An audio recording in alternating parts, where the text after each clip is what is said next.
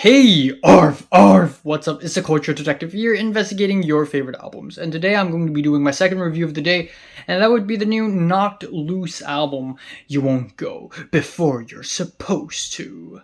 So, a metalcore band from Louisville, Kentucky came back with a new album. Yeah, this album has been making the rounds. A lot of people are talking about it. It's been getting high praise on various YouTube channels and on Rate Your Music. So I gotta check it out. Am I right? And they really came back and went as hard as ever. And when I listen to this album, given that I'm not that familiar with Knocked Loose, I tend to compare Knocked Loose with other metalcore acts that I've listened to, such as Code Orange. And I know it's two very different bands, even though they're still metalcore, but I'm gonna be honest here. I didn't like this album that much the first time I listened to it, simply because I compared it with Code Orange, and Code Orange's music is just way catchier and way more fun. Especially their good albums like Forever. So Knocked Loose in comparison, their music is much more direct, much more impactful, which is great, but less fun and catchy. And another metal act that I listened to earlier this year that I really love is the Chinese metal artist Hope Lights, who, again, if you haven't heard, please go and listen to his music. He just dropped one of the craziest, wackiest, most fun metal albums I've heard.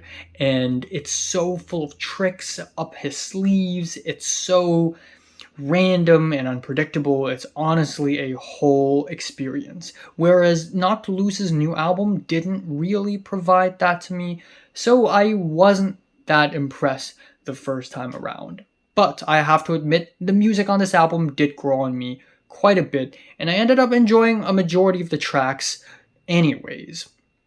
So the album opener, Thirst, is a really solid album opener. Lyrically, it's about the desire for comfort, but going insane to try to reach that comfort. And we have these explosive bursts of screams, and the song sort of comes out with an irregular structure, which is what makes this track interesting, is how unpredictable it is. Also, the frontman of the band, Brian Garris, sings in a very high register, which may come off a little squeamish, but I also like hearing screams and growls in high register, because I feel like low register screams are a little bit too common. Then we are followed with the track Piece by Piece, which is a pretty meat and potatoes Knocked Loose track with pummeling drums, hard, crushed riffs, and also the flow of the screams are so damn good. I think that is the ultimate selling point of metalcore, is that metalcore is less about the riffs, more about the flow and the delivery of the growls and the screams, because of how skeletal it is. But the next track, Suffocate, easily my favorite track on the entire album. Oh boy, this track hits. Because this track features none other than Poppy, who provides her most blood-curdling scream yet. And it's funny because the first time I listened to the track, I was like, oh my god, Brian Garris's vocals and Poppy's vocals sounds really similar. They're like brothers and sisters. And then that is paired with dissonant guitar solos, and then these boom, ba boom, bum, boom guitar riffs that are like reggaeton or something. But again, the highlight of the track is really Poppy's scream and the lyrics, which I just really love. Branded by all your failures, a feeling that you can't shake. It's just so freaking good. And then we have the track Don't Reach For Me, which is when the album starts to get a little tiring for me instrumentally. There are a lot of doomy guitars, there's a lot of good performances, but the track is just more of the same that I've listened to. That transitions into Moss Covers All, which is a fast-paced 46-second long interlude, which I think is pretty forgettable. Then we have Take Me Home, which is an anxiety-inducing track with a dizzying intro that sort of builds into this really stressful experience with pulsating riffs, which I really love. And then we have the track Slaughterhouse 2, which features Chris Motionless. And Chris Motionless and Brian Garris have great chemistry on this track. There are also a lot of silent bits interjected throughout this whole track that adds a lot of tension to the track that I really like. Oh my god, my hair. The Calm That Keeps You Awake is another pretty meat and potatoes track, but it's still really solid. We have a lot of great screams, great riffs, you name it. Then we have the track Blinding Faith, which is ultimately the thesis of this album, as well as the album cover being reflected.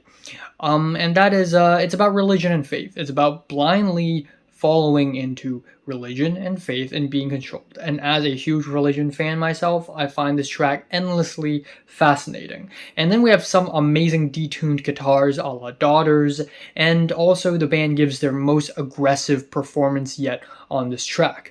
Finally, the album ends off on the track Sit and Mourn, which is a really dramatic ending with a cool, eerie intro. And then again, there are moments of silence that sort of slowly builds up and swells at the end, which creates for a very interesting ending. So overall, this is an interesting album. Lots of amazing, solid performances, a lot of aggression that I really like. That said, though, did this album blow my mind? Did this album blow me away? Not exactly. Maybe it's because I'm looking for something that is much more fun and wild and unpredictable, whereas this one is just straightforward and impactful. But it's still really good as a metalcore album, and there's a lot of highlights on the album as well. Kind of feeling strong 7 to a light 8 on this album. Yeah.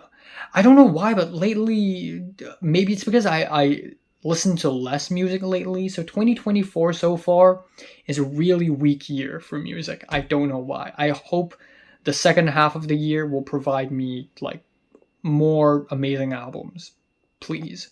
Yeah. So have you listened to the new Knocked Loose album? Comments below, let me know. Subscribe if you want more, and thanks for watching.